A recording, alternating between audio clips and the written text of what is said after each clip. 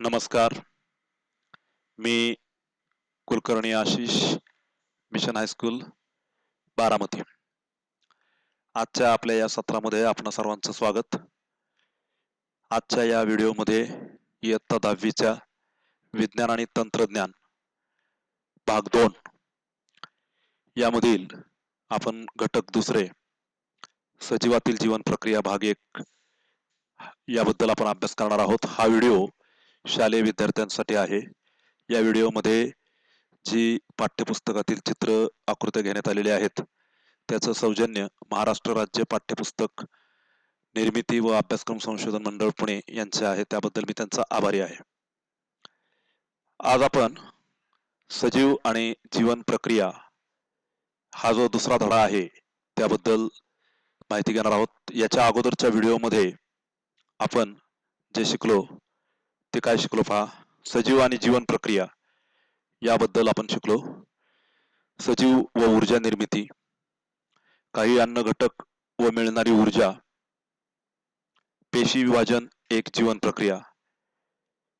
याच्यामध्ये आपण जे पाहणार आहोत ते सजीव व ऊर्जा निर्मिती हा उपघटक आपण आज पाहणार आहोत. Living organisms and energy production. श्वसन म्हणजे काय, श्वसनाची क्रिया कशी घडते तर पहा.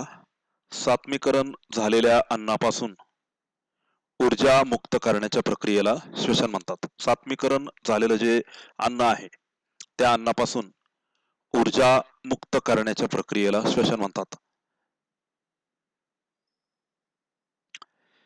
बाह्य श्वसन केल्यावर वातावरणातील हवा फुफ्फुसात शिरते. त्या हवेतील ऑक्सिजन रक्तात मिसळतो. पहा, बाह्य श्वसन केल्यावर वातावरणातील हवा फुफ्फुसात शिरते.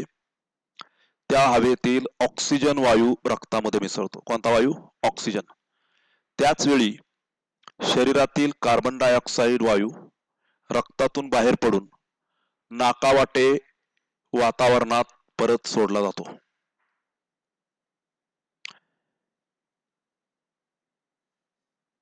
त्यानंतर लोहित रक्तकणिकांच्या साहाय्याने, कोणत्या?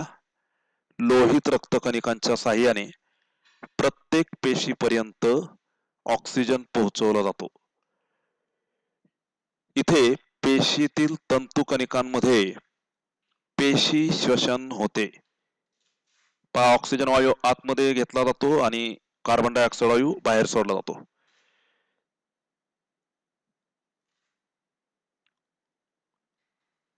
अन्न घटकांचे ऑक्सिडीकरण होऊन एटीपीच्या स्वरूपात, एटीपीचा अर्थ आपल्याला माहिती आहे, ॲडिनोसिन ट्रायफॉस्फेट, याच्या स्वरूपात ऊर्जा मुक्त होते.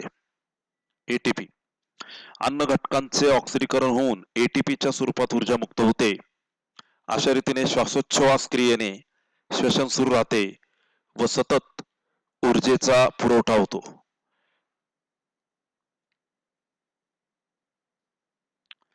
सजीव व ऊर्जा निर्मिती. Living organisms and energy production.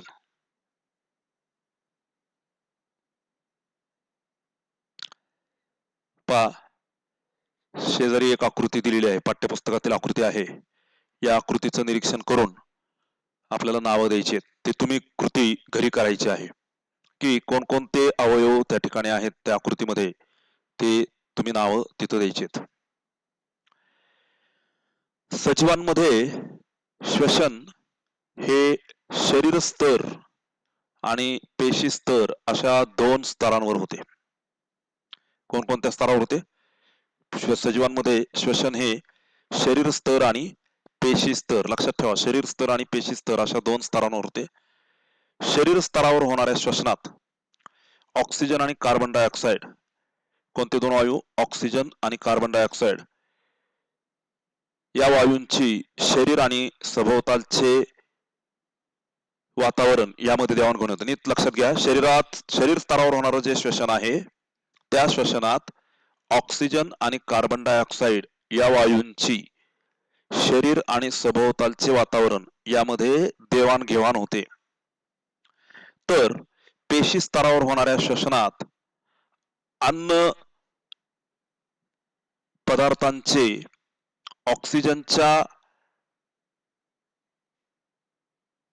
मदतीने अथवा त्याच्या विना ऑक्सिडीकरण केले जाते.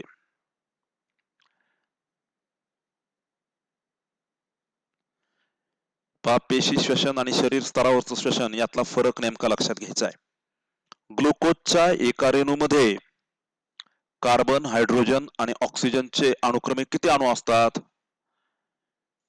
तर ग्लुकोजच्या एका रेणूमध्ये सी म्हणजे कार्बनचे 6 अणू असतात, एच म्हणजे हायड्रोजनचे 12 अणू असतात आणि ओ म्हणजे ऑक्सिजनचे 6 अणू असतात. म्हणून C6H12O6 ही ग्लुकोजची संज्ञा आहे. नीट लक्षात घ्या. ग्लुकोज म्हणजे आपण जे अन्न पदार्थ खातो त्या अन्न पदार्थातून आपल्याला ग्लुकोज हे पोषक द्रव्य मिळत असतं. तर त्या ग्लुकोजच्या एका रेणूमध्ये कार्बन, हायड्रोजन, ऑक्सिजनचे किती अणू असतात? तर आपण जर त्याचं रेणूसूत्र पाहिलं, संज्ञा जर पाहिली, तर ग्लुकोजची संज्ञा C6H12O6 आहे. याचा अर्थ ग्लुकोजच्या एका रेणूमध्ये सी म्हणजे कार्बनचे 6 अणू, एच म्हणजे हायड्रोजनचे 12 अणू आणि ओ म्हणजे ऑक्सिजनचे 6 अणू असतात. म्हणून C6H12O6 म्हणजे C6H12O6 ही ग्लुकोजची संज्ञा आहे. आता हे सर्व अणू एकमेकांना कोणत्या रासायनिक बंधांनी जोडलेले असतात? तर ग्लुकोज मधील हे जे अणू आहेत, सी म्हणजे कार्बन, हायड्रोजन, ऑक्सिजन, हे सर्व अणू एकमेकांना सहसंयुज बंधांनी जोडलेले असतात. रसायनशास्त्राच्या दृष्टिकोनातून एखाद्या रेणूचे ऑक्सिडीकरण होते म्हणजे नेमके काय होते? पहा, रसायनशास्त्राच्या दृष्टिकोनातून एखाद्या रेणूचं ऑक्सिडीकरण होतं म्हणजे नेमकं काय होतं ते पाहूयात. एखाद्या रेणूचं ऑक्सिडीकरण होतं म्हणजे तो रेणू ऑक्सिजनचे अणू मिळवतो. नीट लक्षात घ्या, एखाद्या रेणूचं ऑक्सिडीकरण होतं म्हणजे तो रेणू ऑक्सिजनचे अणू मिळवतो किंवा रेणूतील इलेक्ट्रॉन कमी होतात. आपण जे अन्न पदार्थ खातो त्यातील प्रामुख्याने कर्बोदकांचा उपयोग मुख्यत्वे दररोज आवश्यक असणारी ऊर्जा मिळवण्यासाठी केला जातो. आपण जे अन्न पदार्थ खातो त्यातील प्रामुख्याने कर्बोदक जे आहेत, ग्लुकोज हे कर्बोदक आहे, तर कर्बोदकांचा उपयोग मुख्यत्वे रोज आवश्यक असणारी ऊर्जा मिळवण्यासाठी केला जातो. ही ऊर्जा एटीपीच्या स्वरूपात, ॲडिनोसिन ट्रायफॉस्फेटच्या स्वरूपात मिळवली जाते. त्यासाठी पेशींमध्ये ग्लुकोज या कर्बोदकाचे टप्प्याटप्प्याने ऑक्सिडीकरण केले जाते. पेशीमध्ये जे ग्लुकोज असतं त्या ग्लुकोज हे कर्बोदक जे आहे त्या कर्बोदकाचं टप्प्याटप्प्याने ऑक्सिडीकरण केलं जातं, म्हणजे ग्लुकोजचा ऑक्सिजन बरोबर संयोग केला जातो. यालाच पेशी स्तरावरील श्वसन म्हणतात.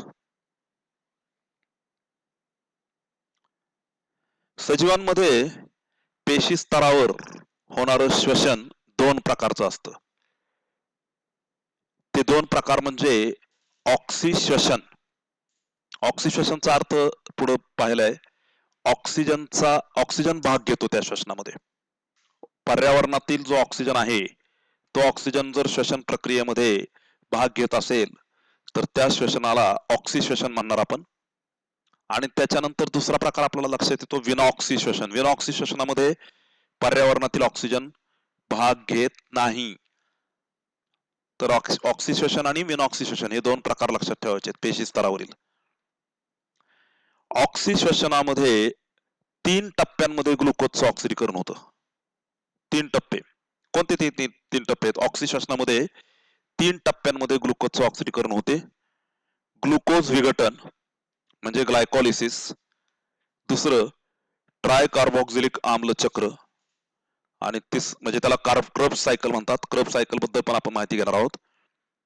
आणि तिसरं इलेक्ट्रॉन वहन साखळी अभिक्रिया. पहा, हे तिन्ही मी परत एकदा सांगतोय. ऑक्सिडेशन जे होतं त्या ऑक्सिडेशनामध्ये 3 टप्प्यांमध्ये ग्लुकोजचं ऑक्सिडीकरण होतं. ग्लुकोजचं ऑक्सिडीकरण होतं म्हणजे काय, ग्लुकोजचा ऑक्सिजन बरोबर संयोग होतो आणि ऊर्जा मुक्त होते. तर ते 3 टप्पे कोणते आहेत? पहिला आहे ग्लुकोज विघटन, ज्याला ग्लायकोलिसिस म्हणतात. दुसरा आहे ट्राय कार्बॉक्झिलिक आम्ल चक्र, ज्याला क्रेब्स सायकल असं म्हटलं जातं. आणि तिसरा आहे इलेक्ट्रॉन वहन साखळी अभिक्रिया, etc reaction, electron transfer cycle reaction, etc reaction. त्यातला पहिला टप्पा आपण पाहणार आहोत, ग्लुकोज विघटन, ग्लायकोलिसिस. पेशीद्रव्यात घडणाऱ्या, हे कुठं घडतं? पेशीद्रव्यात. पेशीद्रव्यात घडणाऱ्या या प्रक्रियेमध्ये, ही जी प्रक्रिया आहे ग्लायकोलिसिसची, ग्लुकोज विघटनाची, ही प्रक्रिया पेशीद्रव्यात घडणाऱ्या या प्रक्रियेमध्ये ग्लुकोजच्या एका रेणूचे, ग्लुकोजच्या किती रेणूचे? एका रेणूचे टप्प्याटप्प्याने विघटन होतं. टप्प्याटप्प्याने काय होतं? विघटन. बघा, ग्लुकोज विघटन पेशीद्रव्यात घडणाऱ्या या प्रक्रियेमध्ये ग्लुकोजच्या एका रेणूचे टप्प्याटप्प्याने विघटन होऊन त्यातून काय काय तयार होतं पहा, पायरुविक आम्ल, एटीपी आणि NADH2 आणि पाणी यांचे प्रत्येकी 2-2 रेणू तयार होतात. नीट लक्षात घ्या, हे महत्वाचा भाग आहे. ग्लुकोज विघटन म्हणजे काय नीट समजून घ्या. पेशीद्रव्यात घडणाऱ्या या प्रक्रियेमध्ये ग्लुकोजच्या एका रेणूचे, ग्लुकोजच्या किती रेणूचे? एका रेणूचे टप्प्याटप्प्याने विघटन होऊन पायरुविक आम्ल, एटीपी, NADH2 आणि पाणी यांचे प्रत्येकी 2-2 रेणू तयार होतात. लक्षात ठेवायचे.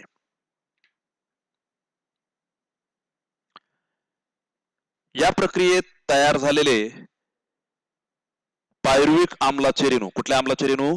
पायरुविक आम्लाचे रेणू ऍसिटिल कोएन्झाइम ए या रेणूंमध्ये रूपांतरित केले जातात. बघा, या प्रक्रियेमध्ये तयार झालेले पायरुविक आम्लाचे रेणू ऍसिटिल कोएन्झाइम ए या रेणूंमध्ये रूपांतरित केले जातात. या प्रक्रियेवेळी कार्बन डायऑक्साइडचे 2 रेणू, कोणत्या वायूचे? कार्बन डायऑक्साइड वायूचे 2 रेणू आणि NADH2 चे 2 रेणू तयार होतात. नीट समजून घ्या, या प्रक्रियेत तयार झालेले पायरुविक आम्लाचे रेणू ऍसिटिल कोएन्झाइम ए या रेणूमध्ये रूपांतरित केले जातात. पायरुविक आम्लाचे रेणू ऍसिटिल कोएन्झाइम ए या रेणूमध्ये रूपांतरित केले जातात. या प्रक्रियेवेळी कार्बन डायऑक्साइडचे 2 रेणू आणि NADH2 चे 2 रेणू तयार होतात.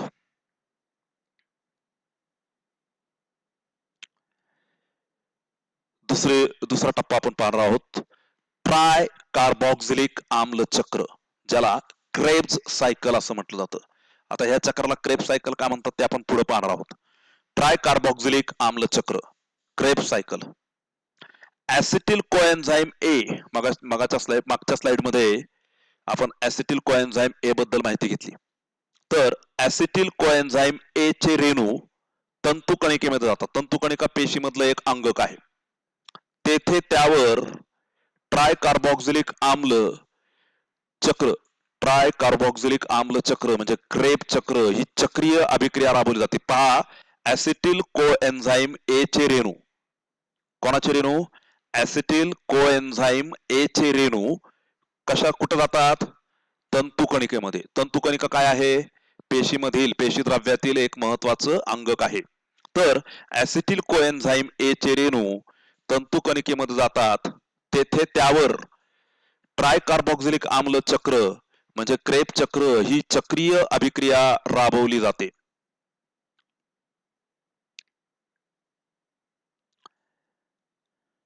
या अभिक्रियेद्वारे ऍसिटिल कोएन्झाइम ए या रेणूतील ऍसिटिलचे पूर्णपणे ऑक्सिडीकरण केले जाते. ही जी अभिक्रिया होते, या अभिक्रियेमध्ये ऍसिटिल कोएन्झाईम ए च्या रेणूतील, कोणत्या रेणूतील? ऍसेटिल कोएन्झाईम ए च्या रेणूतील ऍसिटेलचे पूर्णपणे ऑक्सिडीकरण केले जाते आणि त्याद्वारे कार्बन डायऑक्साईड CO2, H2O म्हणजे पाणी, NaDH2, FADH2 आणि ATP चे रेणू मिळतात. हे रेणूंचे नाव खूप महत्वाचे आहेत. या अभिक्रियेद्वारे ऍसिटिल कोएन्झाईम ए च्या रेणूतील ऍसिटिलचं पूर्णपणे ऑक्सिडीकरण केलं जातं आणि त्याद्वारे CO2, पाणी म्हणजे H2O, NaDH2, FADH2 आणि ATP चे रेणू मिळतात. तिसरा टप्पा आपण पाहतोय तो म्हणजे इलेक्ट्रॉन वहन साखळी अभिक्रिया. इलेक्ट्रॉन वहन साखळी अभिक्रिया, ETC reaction, electron transfer cycle reaction. ETC electron वहन साखळी अभिक्रिया सुद्धा तंतू कणिकेमध्ये राबवली जाते. पहा या ठिकाणी आता आपल्याला तंतू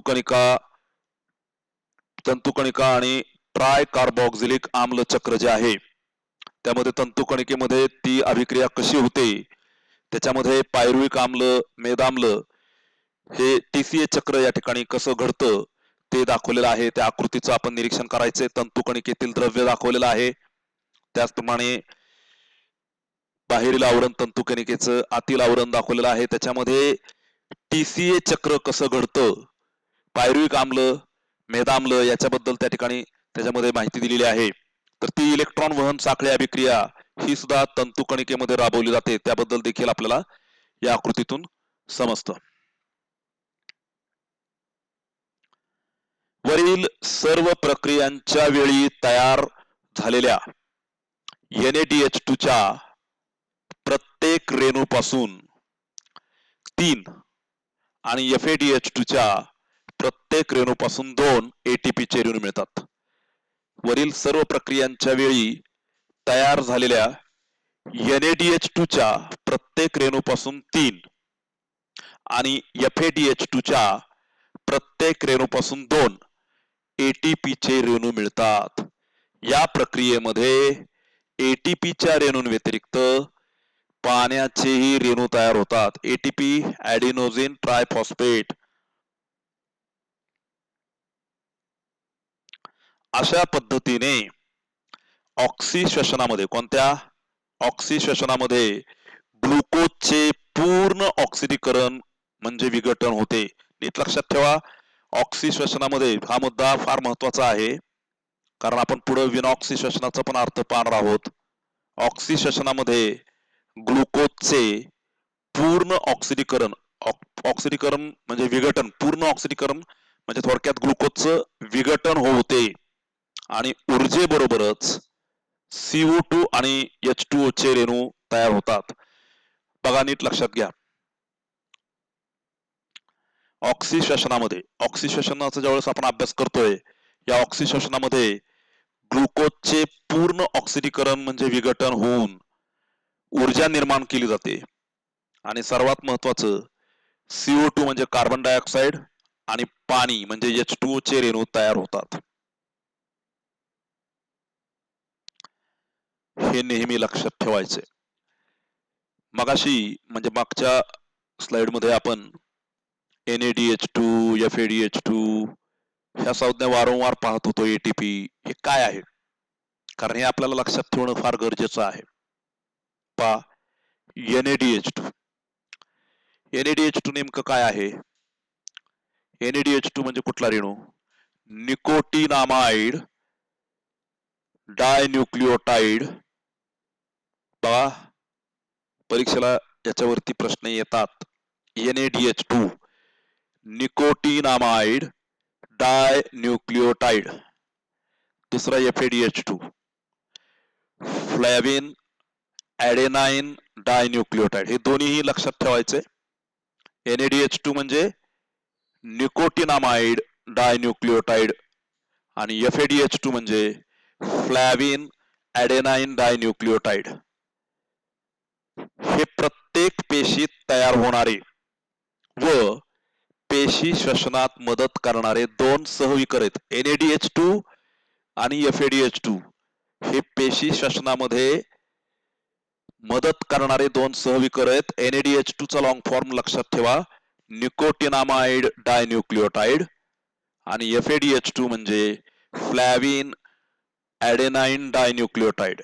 हे दोन्हीही पेशी श्वसनामध्ये मदत करणारे दोन सहविकर आहेत. ATP adenosine triphosphate. Adenosine triphosphate हा एक ऊर्जेने संपृक्त असा रेणू असून, संपृक्त म्हणजे समृद्ध थोडक्यात, ॲडिनोसिन ट्रायफॉस्फेट हा एक ऊर्जेने संपृक्त असा रेणू असून त्यात फॉस्फेटचे 3 रेणू एकमेकांना ज्या बंधांनी जोडलेले असतात त्या बंधांमध्ये ऊर्जा साठवलेली असते. नीट लक्षात ठेवा, एटीपी बद्दल खूप महत्वाचं आहे. एटीपी म्हणजे नेमकं काय? ॲडिनोसिन ट्रायफॉस्फेट हा ऊर्जेने संपृक्त असा रेणू आहे. हा रेणू आहे ऊर्जा संपृक्त, ऊर्जेने समृद्ध असा हा रेणू असून त्या रेणूमध्ये फॉस्फेटचे 3 रेणू, ॲडिनोसिन ट्राय म्हणजे 3 रेणू एकमेकांना ज्या बंधांनी जोडलेले असतात त्या बंधांमध्ये ऊर्जा साठवलेली असते. या रेणूंचा पेशींमध्ये आवश्यकतेनुसार साठा करून ठेवलेला असतो. आवश्यकतेनुसार साठा करून ठेवलेला असतो. रासायनिक दृष्ट्या केमिकली एटीपी हा ॲडिनोसिन रायबोन्यूक्लियोटाइड पासून तयार झालेला ट्रायफॉस्फेटचा रेणू असून यात ॲडेनिन हा नत्रयुक्त रेणू, रायबोज म्हणजे C5, H10, O5 ही पेंटोज शर्करा व 3 फॉस्फेटचे रेणू असतात. पहा, एटीपी बद्दल या ठिकाणी माहिती दिलेली आहे. या रेणूंचा पेशीमध्ये आवश्यकतेनुसार साठा करून असतो, आवश्यकतेनुसार साठा करून ठेवलेला असतो. रासायनिक दृष्ट्या एटीपी हा ॲडिनोसिन रायबोन्यूक्लियोटाइड पासून तयार झालेला, कशापासून तयार झालेला? ॲडिनोसिन रायबोन्यूक्लियोटाइड पासून तयार झालेला ट्रायफॉस्फेटचा रेणू असून यात ॲडेनिन हा नत्रयुक्त रेणू, रायबोज म्हणजे C5, H10, O5 ही पेंटोज शर्करा व 3 फॉस्फेटचे रेणू असतात. ऊर्जेच्या आवश्यकतेनुसार एटीपी मधील फॉस्फेटच्या रेणूमधील बंध तोडून ऊर्जा मिळवली जाते. एटीपीचे जे रासायनिक बंध आहेत एटीपी मध्ये, त्या रासायनिक बंधामध्ये ऊर्जा साठवून ठेवलेली असते आणि म्हणून ऊर्जेची आवश्यकता, शरीराला ऊर्जेची आवश्यकता कशी आहे, ऊर्जा किती प्रमाणात आवश्यक आहे, त्यानुसार ऊर्जेच्या आवश्यकतेनुसार एटीपी म्हणजे ॲडिनोसिन ट्रायफॉस्फेट रेणूमधील फॉस्फेटच्या रेणूमधील बंध तोडून ऊर्जा मिळवली जाते. म्हणून एटीपीला ऊर्जेचे चलन असे म्हटलं जाते. एटीपीला काय म्हटलं जातं? ऊर्जेचे चलन, करन्सी असं म्हटलं जातं. जसं आपण चलन वापरतो व्यवहारामध्ये दररोजच्या, त्या पद्धतीने शरीराला देखील ऊर्जेची गरज असते आणि ही ऊर्जा मिळवण्यासाठी ऊर्जेची कशी गरज आहे शरीराला, त्यानुसार एटीपी मधील फॉस्फेटच्या रेणूमधील बंध तोडून ऊर्जा मिळवली जाते. फॉस्फेटच्या रेणूमधील बंध तोडून ऊर्जा मिळवली जाते. म्हणून एटीपीला ऊर्जेचे चलन, करन्सी असं म्हटलं जातं. आता या ठिकाणी आपण वर त्या ठिकाणी चित्र दाखवलेलं आहे, पहा. एटीपीला ऊर्जेचे चलन का म्हणायचं? त्या ठिकाणी आपण पाहतो मोबाईलची बॅटरी चार्ज झाल्यानंतर कशी पूर्ण हिरव्या रंगाची दिसते आणि जर त्यातली बॅटरी डाऊन झालेली असेल मोबाईलची तर ती कशी रिकामी दिसते. या ठिकाणी या चित्रामध्ये आपल्याला दाखवलेलं आहे ॲडेनाइन मधून त्या ठिकाणी पहा जास्त ऊर्जेचे फॉस्फेट बंध, एटीपी ॲडिनोसिन ट्रायफॉस्फेट आहे, त्याच्यामध्ये पहा 3 रेणू आहेत, फॉस्फेटचे 3 रेणू आहेत पहा त्यात, आणि मग त्यातून एक रेणू फॉस्फेटचा मुक्त झालेला आहे आणि तो मुक्त झाल्यानंतर तिथं ऊर्जा पण मुक्त होताना दाखवलेली आहे. त्या ठिकाणी ऍडिनोझिन ट्रायफॉस्फेट ची रचना म्हणजे एटीपी हे ऊर्जेचं चलन कसं आहे हे त्या ठिकाणी दाखवलेलं आहे.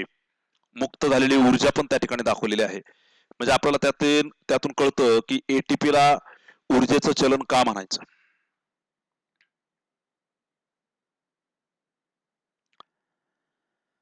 उपासमार, उपोषण यासारख्या अपवादात्मक परिस्थितीमध्ये 2 परिस्थिती सांगितलेल्या आहेत.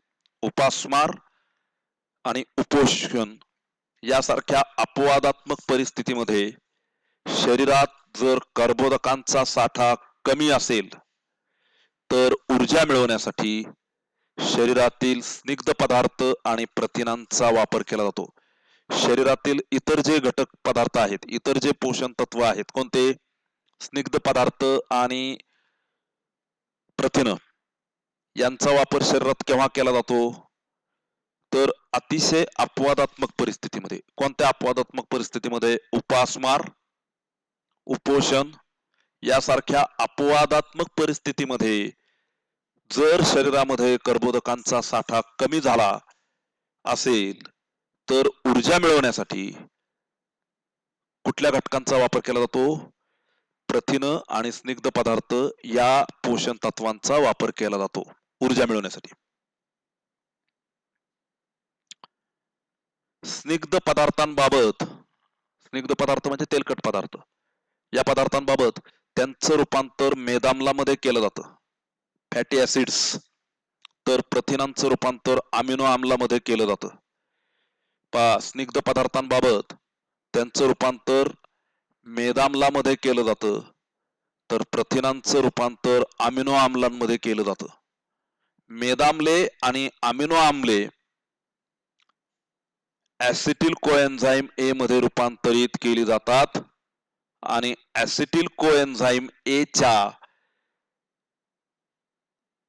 रेणूचे क्रेब चक्र अभिक्रियेद्वारे तंतुकणिकेमध्ये पूर्णतः ऑक्सिडीकरण केले जाऊन ऊर्जा मिळवली जाते. पहा, स्निग्ध पदार्थांबाबत त्यांचं रूपांतर मेदाम्लामध्ये केलं जातं, तर प्रथिनांचं रूपांतर अमिनो आम्लामध्ये केलं जातं. हे लक्षात ठेवायचंय.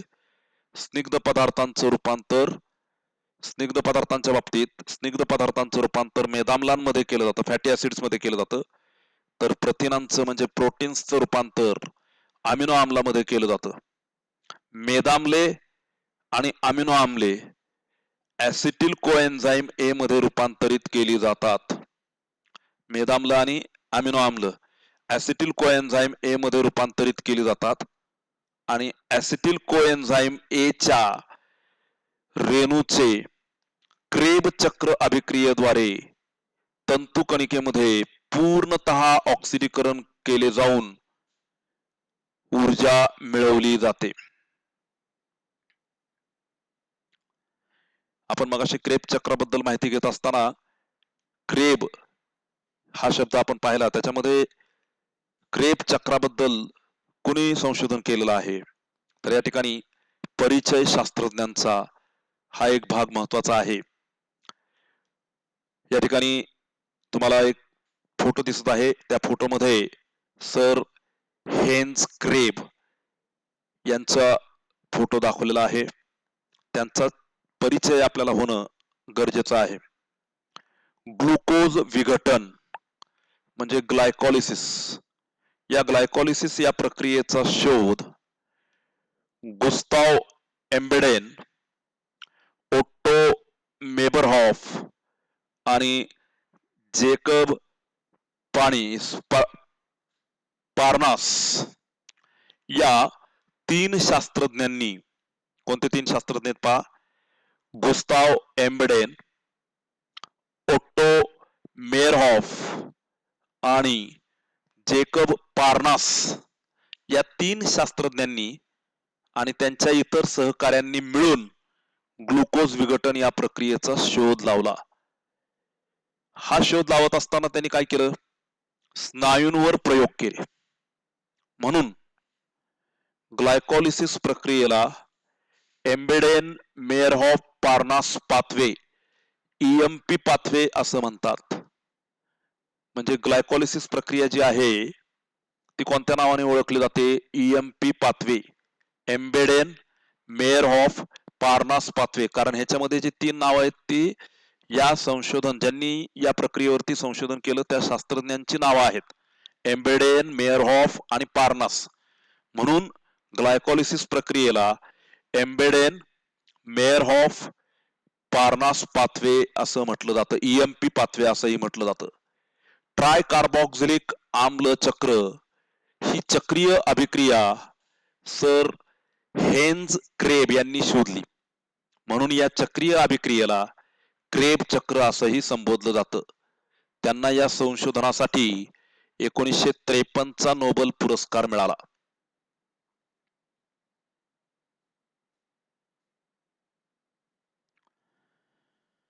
कर्बोदक, स्निग्ध पदार्थ आणि प्रथिने यांचे ऑक्सिशोषण करून ऊर्जा मिळवण्याची प्रक्रिया. या ठिकाणी पाठ्यपुस्तकातील एक चित्र आपण समोर घेतलेलं आहे, त्याच्याबद्दल आपण माहिती घेऊयात. कर्बोदक, स्निग्ध पदार्थ आणि प्रथिन यांचं ऑक्सिशोषण करून ऊर्जा मिळवण्याची प्रक्रिया. पहा, कर्बोदक जे आहेत, कर्बोदकाचं ग्लुकोज विघटन होऊन पायरुविक आम्ल तयार होतंय. पायरुविक आम्लाचं रूपांतर ऍसिटिल कोएन्झाइम ए मध्ये होते.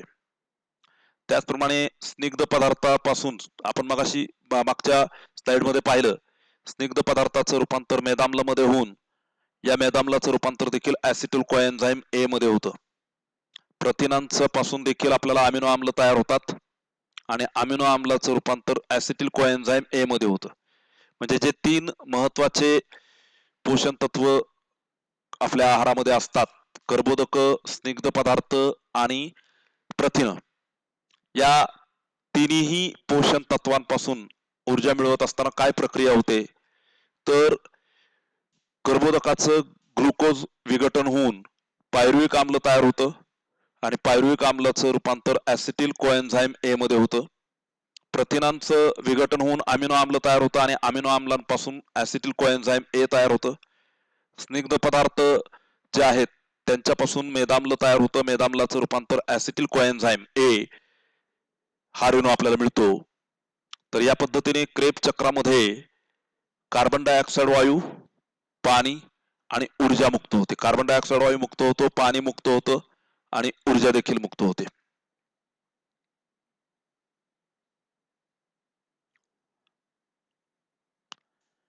विविध सजीवांमध्ये पेशींमध्ये होणारे विनाऑक्सिशोषण. आता इथं विनाऑक्सिशोषणाचा अर्थ मागच्या स्लाइड मध्ये आपण पाहिलेला आहे. विनाऑक्सी म्हणजे ऑक्सिजनच्या सहभागाशिवाय जे श्वसन होतं त्याला विनाऑक्सिशोषण असं म्हटलं जातं. तर कर्बोदक याच्यामध्ये ऑक्सिजनचा सहभाग नसतो.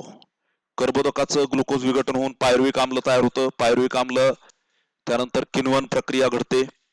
विविध पदार्थ, उदाहरणार्थ व्हिनेगर, जीवनसत्व इत्यादी, या प्रक्रियेमध्ये विविध सूक्ष्मजीव सहभागी असतात.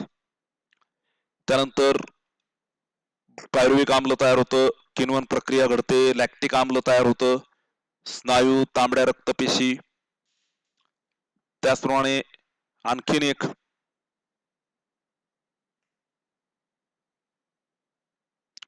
पायरुविक आम्ल, किण्वन, अल्कोहोल आणि किण्व तयार होतं. या ठिकाणी विविध सजीवांमध्ये किंवा पेशींमध्ये होणारं विनाऑक्सिशोषण सांगितलेलं आहे.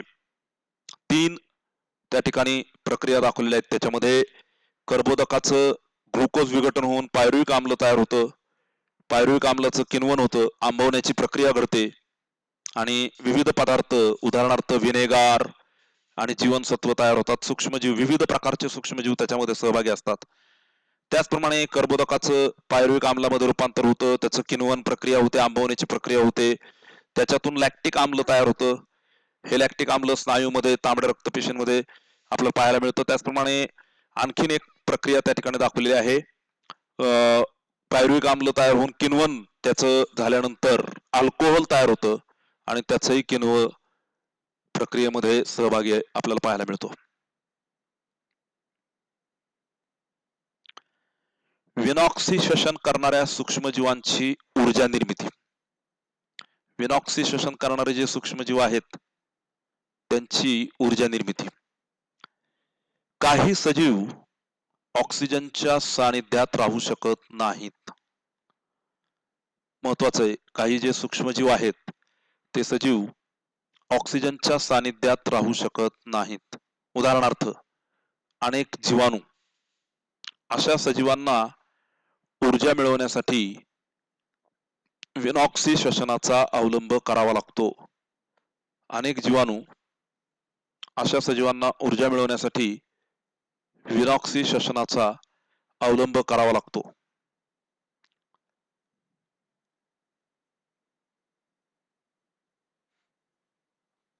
विनॉक्सी श्वसनाचे ग्लुकोज विघटन म्हणजे ग्लायकोलिसिस आणि किण्वन म्हणजे फर्मेंटेशन हे दोन टप्पे असतात. विनॉक्सी श्वसनाचे दोन टप्पे आहेत.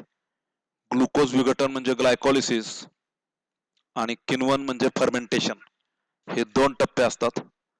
यामध्ये विनॉक्सी श्वसनामध्ये अपूर्ण विघटन होऊन विघटन अपूर्ण होतं आणि कमी ऊर्जा मिळते. मग अशा आपण मागच्या ह्याच्यामध्ये ऑक्सी श्वसनामध्ये पूर्ण विघटन होतं, विनॉक्सी श्वसनामध्ये अपूर्ण विघटन होतं. विनॉक्सी श्वसनाचे ग्लुकोज विघटन म्हणजे ग्लायकोलिसिस आणि किण्वन म्हणजे फर्मेंटेशन हे दोन टप्पे असतात. यात अपूर्ण विघटन होऊन कमी ऊर्जा मिळते.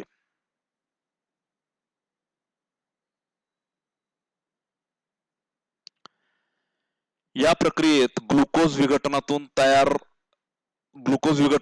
तयार झालेले पायरुविक आम्ल, कोणता आम्ल? पायरुविक आम्ल काही विकरांच्या मदतीने इतर कार्बनी आम्लांमध्ये किंवा अल्कोहोल C2H5OH मध्ये रूपांतरित केले जाते. याला किण्वन म्हणजे फर्मेंटेशन म्हणतात. बघा, ही जी प्रक्रिया आहे या प्रक्रियेमध्ये ग्लुकोज विघटनातून तयार झालेले पायरुविक आम्ल, कशाच्या विघटनातून? ग्लुकोजच्या विघटनातून तयार झालेले पायरुविक आम्ल काही विकरांच्या मदतीने इतर कार्बनी आम्लांमध्ये किंवा अल्कोहोल म्हणजे C2H5OH मध्ये रूपांतरित केले जाते. यालाच किण्वन म्हणजे फर्मेंटेशन म्हणतात.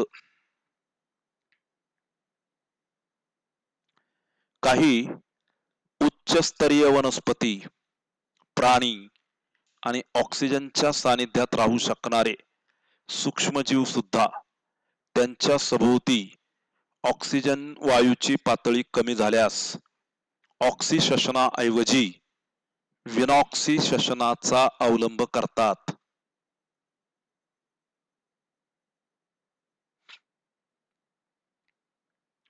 उदाहरणार्थ बीजांकुरणाच्या वेळी जमीन पाण्याखाली बुडाली असल्यास जमीन जर पाण्याखाली बुडालेली असेल तर बीजे विनॉक्सी श्वसन करतात. तसेच आपण व्यायाम करताना आपल्या मांसपेशी म्हणजे स्नायू विनॉक्सी श्वसन करतात. त्यामुळे आपल्या शरीरात कमी ऊर्जा तयार होऊन लॅक्टिक आम्ल साठते आणि आपल्याला थकल्यासारखं वाटतं. बीजांकुरणाच्या वेळी जमीन पाण्याखाली बुडाली असल्यास बीजे विनॉक्सी श्वसन करतात. आपण व्यायाम करताना आपल्या मांसपेशी म्हणजे स्नायू विनॉक्सी श्वसन करतात. त्यामुळं आपल्या शरीरात कमी ऊर्जा तयार होते. लक्षात ठेवायचं, विनॉक्सी श्वसन ज्यावेळेस होत असतं त्यावेळेस ऊर्जा कमी प्रमाणात निर्माण होते आणि म्हणून आपण व्यायाम करताना आपल्या मांसपेशी म्हणजे स्नायूंमधल्या मांसपेशी विनॉक्सी श्वसन करतात. त्यामुळं आपल्या शरीरात कमी ऊर्जा तयार होऊन लॅक्टिक आम्ल साठत राहतं. त्यामुळं आपल्याला थकल्यासारखं वाटतं.